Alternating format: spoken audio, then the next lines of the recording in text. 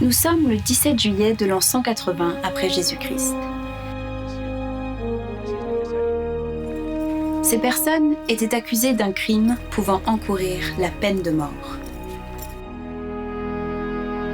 Ceci est l'antique cité de Carthage, en Afrique du Nord, non loin de l'aéroport international de l'actuelle ville de Tunis. La nation tunisienne possède une histoire, une culture et des traditions riches, sans compter les hommes et les femmes de grande valeur qui en sont issus.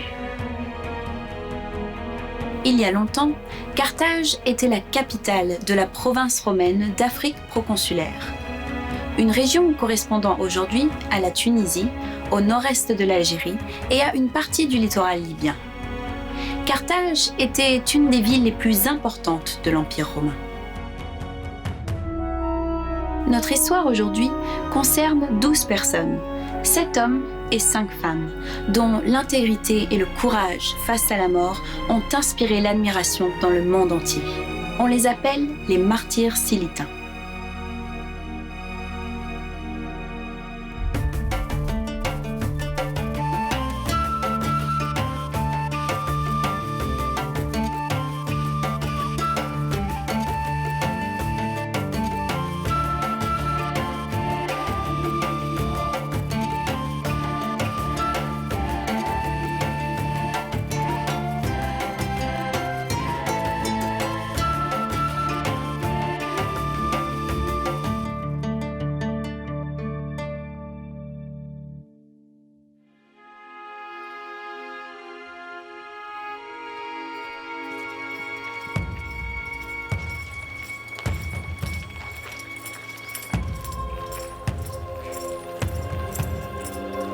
Ces personnes étaient accusées d'un crime pouvant impliquer la peine de mort.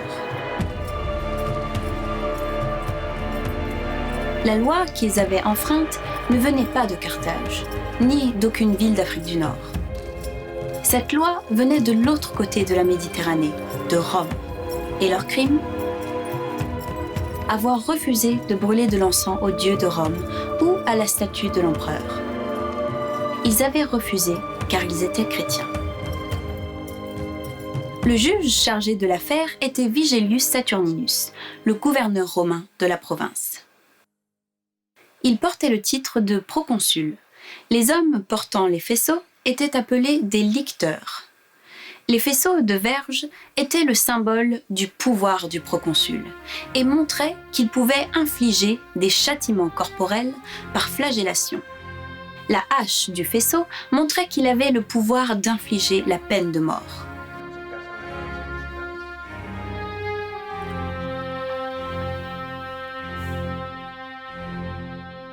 Les lettres SPQR sont l'abréviation de Senatus Popules Quae Romanus, le Sénat et le peuple romain, c'est-à-dire le pouvoir dirigeant l'Empire. Personne ne connaissait l'issue du procès, mais il savait qu'il pourrait s'avérer difficile, et le peuple était à cran. Le 17 juillet, la date était importante.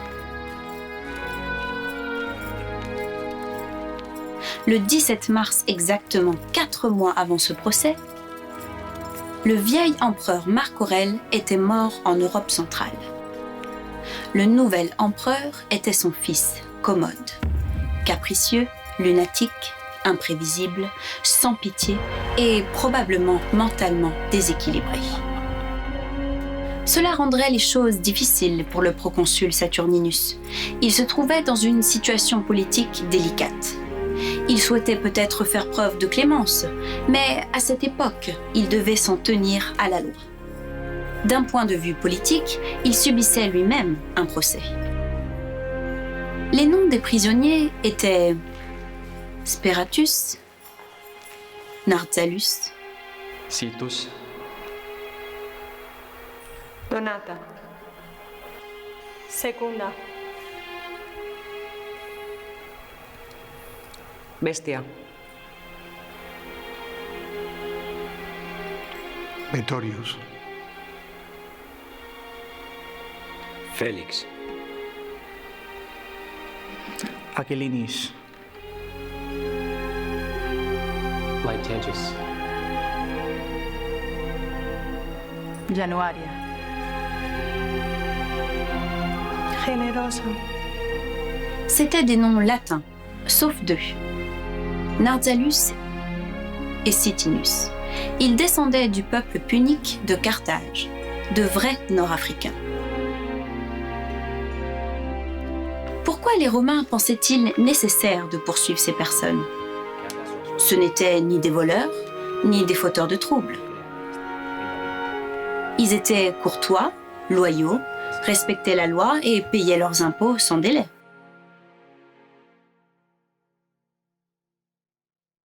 Jésus-Christ lui-même avait dit aux Juifs de payer leurs impôts à César. En fait, les Romains ne se souciaient du nombre ou de l'identité des dieux que vous adoriez.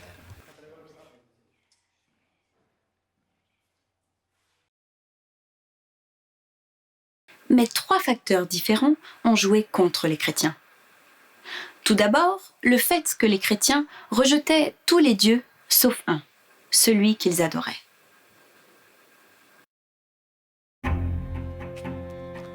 Les Romains croyaient en de nombreuses divinités. Ces dieux et déesses ressemblaient beaucoup aux êtres humains, mais ils étaient immortels et possédaient des pouvoirs surnaturels. Les dieux d'autres pays portaient des noms différents, mais s'ils ressemblaient aux leurs d'une façon ou d'une autre, ils étaient considérés comme étant les mêmes. L'incorporation d'un nouveau dieu par les peuples de l'Empire ne posait aucun problème aux Romains. Mais les chrétiens étaient différents. Ils insistaient sur le fait que les autres dieux n'existaient pas, ou étaient en fait des esprits démoniaques. Pour les Romains, cela ressemblait à de l'intolérance, voire à de l'athéisme, et l'attitude des chrétiens les choquait et les irritait.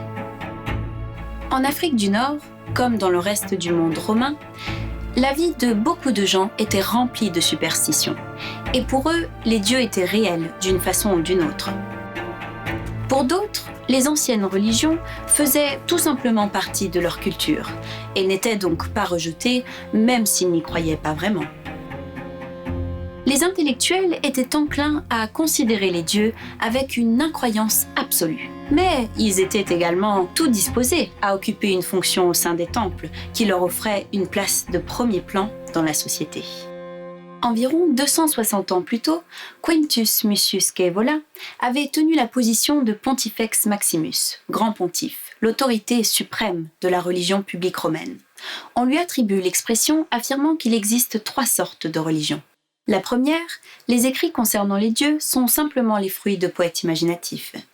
La deuxième, la religion de la philosophie. Et la troisième, la religion publique, qui avait pour but de garder les classes populaires de la société sous contrôle. En d'autres termes, un scepticisme total. Et il était un prêtre romain. Son hypocrisie posait-elle problème à ses compatriotes romains ? Pas du tout. Prenons par exemple les poulets sacrés. Avant que l'armée romaine ne parte à la guerre, il fallait nourrir les poulets sacrés. S'ils mangeaient rapidement le grain et qu'une partie de celui-ci tombait à terre, c'était le signe d'une victoire certaine. Alors, pour mettre toutes les chances de leur côté, les poulets étaient affamés avant de recevoir le grain, et la victoire était assurée. Mais les anciennes traditions devaient être respectées. Le refus des chrétiens de prendre part dans n'importe quel genre de cérémonie païenne était exaspérant. S'ils s'étaient contentés de se taire et de se prêter au jeu des traditions, tout le monde aurait été satisfait. L'une des plus anciennes superstitions à Rome consistait à observer le vol des oiseaux. C'était, selon eux, un signe de chance ou de malchance. Quel genre d'oiseaux volait dans le ciel ? À quelle hauteur ? Et à quelle vitesse volait-il ? D'où venait-il et où allait-il ? Cela pouvait être le signe de malheur futur. Mais les choses pouvaient peut-être changer. La vision d'un aigle ou d'un oiseau de proie était de bien meilleur augure. Ils l'interprétaient comme le signe d'une victoire militaire. Tout allait bien. Pour les chrétiens, toute forme de divination était interdite par la Bible, la parole de Dieu. Le deuxième facteur qui jouait en défaveur des chrétiens était la méfiance des Romains envers les groupes de citoyens qui se réunissaient en privé de façon régulière et sans surveillance par le gouvernement. Depuis ses débuts, Rome a connu une histoire tragique de division et de violence entre familles rivales et factions se battant pour le contrôle politique. Quand Rome devient puissante et prend le contrôle de la Méditerranée, dont l'Afrique du Nord, la situation s'aggrave. Empereurs assassinés et les guerres civiles, les armées romaines se battant les unes contre les autres, déchirent l'Empire. Les empereurs romains et leur gouvernement se mettent à voir des complots et des conspirations partout. Les personnes se réunissant en privé, loin de la surveillance publique et du contrôle du gouvernement, étaient donc regardées avec méfiance. Le peuple pouvait se rendre à l'amphithéâtre pour voir les gladiateurs, aux courses de chars ou au théâtre. Mais tout cela s'effectuait en public et le gouvernement savait tout ce qui s'y passait. Les individus pouvaient appartenir à une société funèbre, dont les membres s'acquittaient de droits mensuels versés à un fonds commun couvrant les frais des funérailles. Ils assistaient aux funérailles des autres membres et à quelques événements. Mais les enterrements se faisaient surtout en public, et tout le monde savait ce que représentaient vraiment les sociétés funèbres.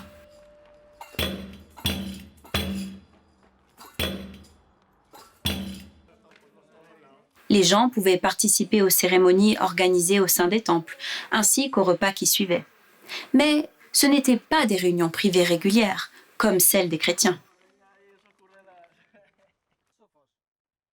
Les philosophes qui enseignaient leurs disciples et conduisaient des discussions ressemblaient peut-être plus aux chrétiens. Mais, là encore, ces philosophes et leurs méthodes faisaient partie de la vie des Romains.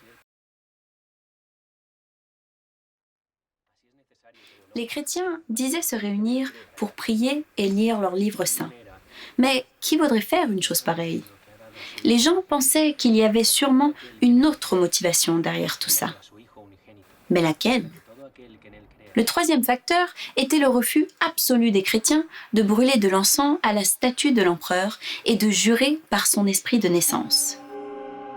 Les Romains croyaient que chaque homme avait un esprit qui l'accompagnait de la naissance à la tombe.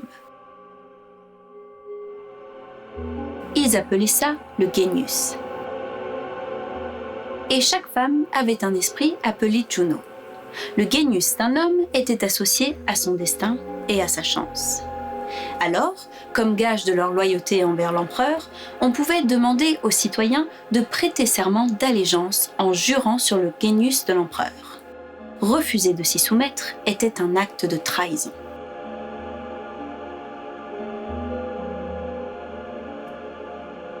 Une autre façon de prouver sa loyauté était de faire une petite offrande d'encens ou de vin à la statue de l'empereur ou à l'image de son Genius.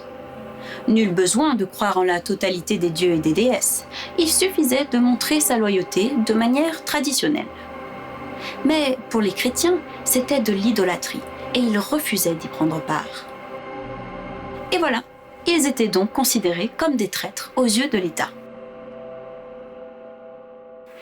Ajouter des dieux supplémentaires ? Aucun problème. Nier ouvertement l'existence des dieux traditionnels de Rome ? Énorme problème. Organiser des réunions privées de façon régulière ? Méfiance paranoïaque. Refuser de jurer par l'esprit de naissance de l'empereur et d'offrir de l'encens ou du vin à sa statue ? Ces personnes devaient être des traîtres, peu importé à quel point elles semblaient respectables. Elles devaient être mises à mort. Voyons le procès à présent. La langue utilisée était le latin. Vous pouvez obtenir miséricorde de notre Seigneur l'Empereur, si vous vous montrez raisonnable. Nous n'avons rien fait de mal, et nous ne nous sommes pas permis de faire quoi que ce soit d'injuste. Nous n'avons jamais calomnié qui que ce soit. Au contraire, quand on nous a maltraités, nous avons rendu grâce parce que nous obéissons à notre empereur.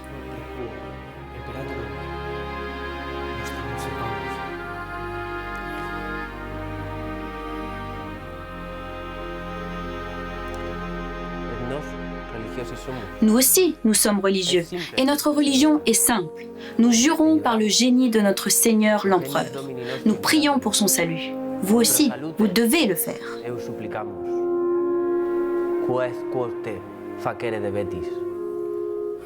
Si vous consentez à m'écouter calmement, je vais vous expliquer le mystère de la simplicité. Si tu vas critiquer notre rituel sacré, je ne t'écouterai pas.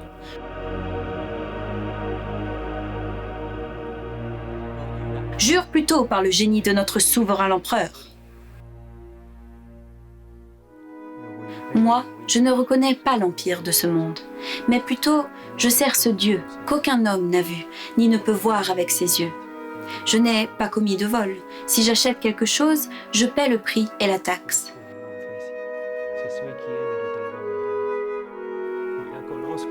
C'est parce que je reconnais mon Seigneur, le roi des rois et souverain de toutes les nations. Abandonnez ces idées.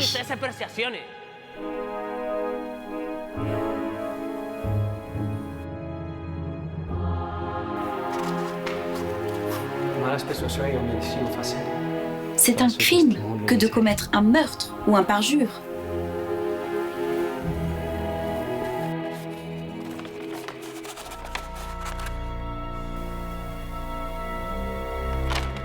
Ne vous associez pas à cette folie.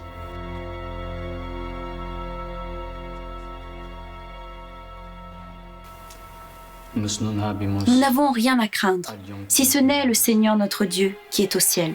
Nisi Dominum, Deum nostrum, qui est in caelis.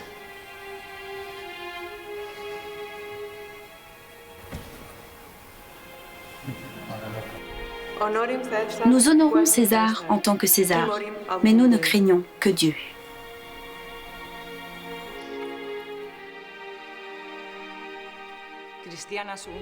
Je suis chrétienne. Ce que je suis, je veux l'être.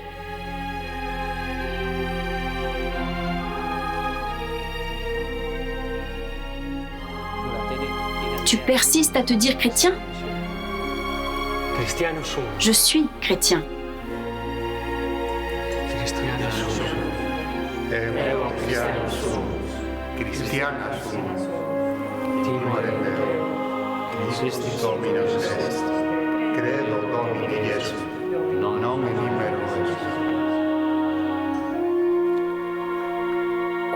Est-ce que vous voulez un sursis pour réfléchir ? Dans quelque chose d'aussi juste que ceci, ce n'est pas nécessaire. Qu'y a-t-il dans votre boîte ? Les livres sacrés et les épîtres de Paul, un homme juste. Profitez d'un ajournement de 30 jours et reconsidérez votre décision.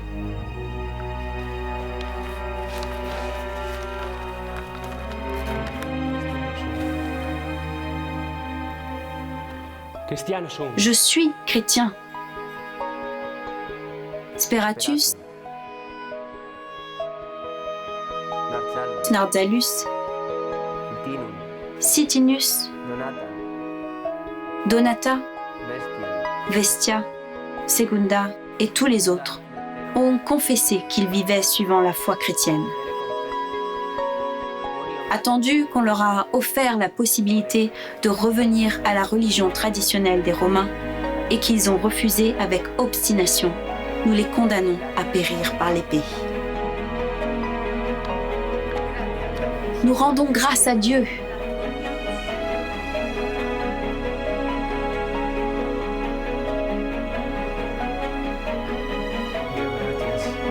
Aujourd'hui, nous sommes des martyrs au ciel, grâce à Dieu.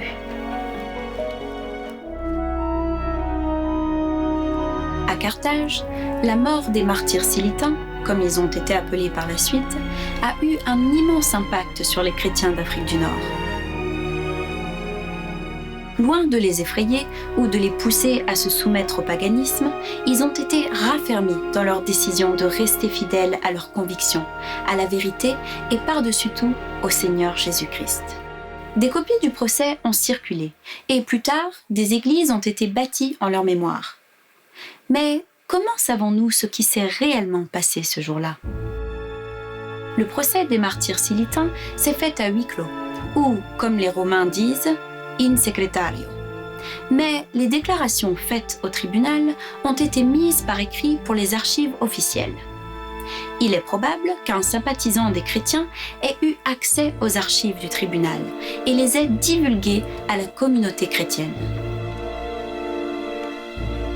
Le document latin ressemble beaucoup à un dossier judiciaire. Il est intéressant de voir comment ces Nord-Africains se sont comportés durant le procès. Ils savaient que leur vie était en jeu. Je pense qu'ils savaient qu'ils allaient mourir à moins de renier leur foi envers le Christ et d'offrir de l'encens à la statue de l'empereur. Ils avaient donc pris leur décision avant d'entrer dans la salle d'audience, et probablement avant même qu'ils ne soient arrêtés. Ils n'ont rien fait pour cacher le fait qu'ils étaient chrétiens. 17 ans plus tard, Tertullien, un écrivain chrétien et citoyen de Carthage, décrit le courage des chrétiens.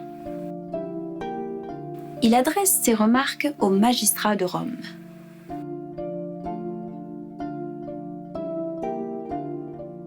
Vous, magistrats de l'Empire romain, le mal est par nature imbibé de peur et de honte.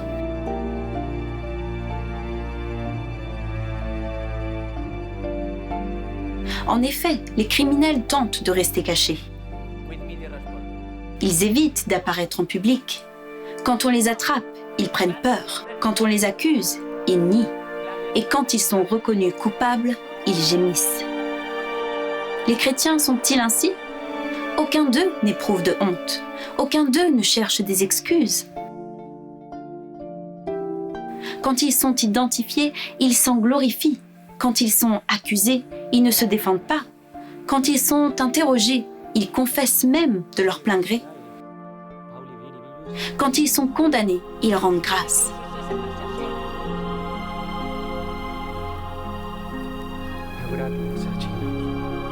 Cette attitude ne possède aucune des caractéristiques du criminel.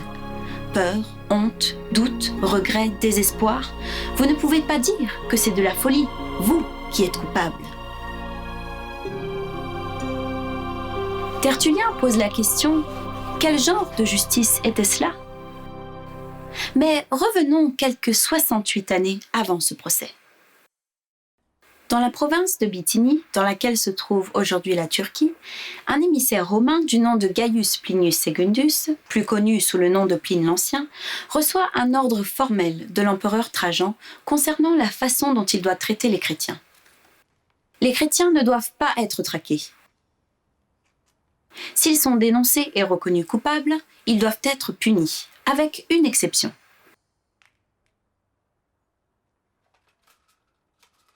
Celui qui nie être chrétien et le prouve en adorant nos dieux, celui-là sera pardonné, peu importe les soupçons pesant sur lui par le passé.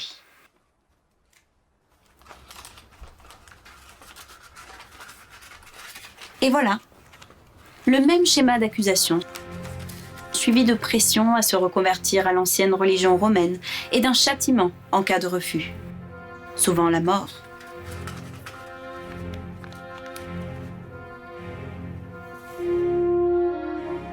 Marc Aurèle, l'empereur décédé 4 mois avant le procès des martyrs silitains, écrit dans ses pensées « Veille à être sincère, bon, pur, sérieux, simple, l'ami de la justice, religieux, bienveillant, aimant, fort pour la tâche à accomplir. Lutte pour te maintenir ainsi, tel que la philosophie te guide à devenir. Respecte les dieux. Aide les autres. La vie est courte. » Marc Aurèle a vécu une vie d'autodiscipline et de modération. Les historiens affirment que le point fort de son règne était l'administration de la justice. Mais quand les chrétiens de la vallée du Rhône en France sont persécutés, il décrète que s'ils sont des citoyens romains, ils doivent être décapités. Et s'ils ne le sont pas, ils doivent être torturés à mort, simplement pour être chrétiens. Quel genre de système était-ce donc, qui tuait les gens non pour leurs crimes, mais pour ce en quoi ils croyaient ? En Afrique du Nord, les martyrs silitains n'étaient pas les premiers à souffrir au nom du Christ. Non loin de là, à l'ouest se trouve la ville de Mador, dans ce qui correspond aujourd'hui à l'Algérie.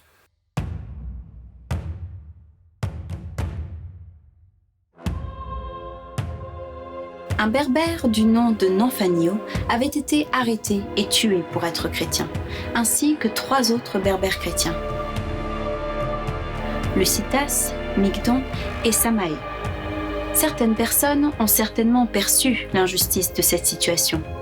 Et, en effet, on peut parfois constater que tel était le cas.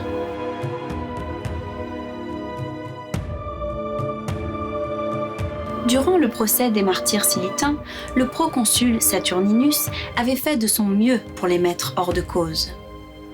Comme l'a dit Speratus, le chef du groupe, ils n'avaient commis aucun crime, avaient payé leurs impôts et étaient loyaux envers l'empereur. Ils avaient seulement refusé de faire une offrande religieuse à sa statue ou de jurer par le Genius de l'empereur. Saturninus savait que c'était la vérité. Il voulait les aider. Il se trouvait pris entre la justice et ce qui était politiquement correct à cette époque. Il a suivi le précédent juridique des empereurs Trajan et Marc Aurèle et a condamné les chrétiens à mort. Les martyrs silitains sont devenus des héros pour l'Église d'Afrique du Nord. Mais sont-ils importants pour nous aujourd'hui ?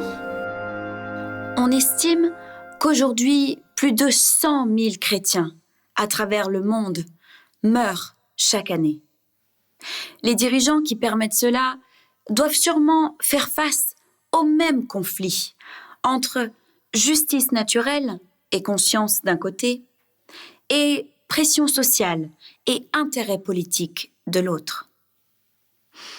C'est exactement comme dans l'Empire romain.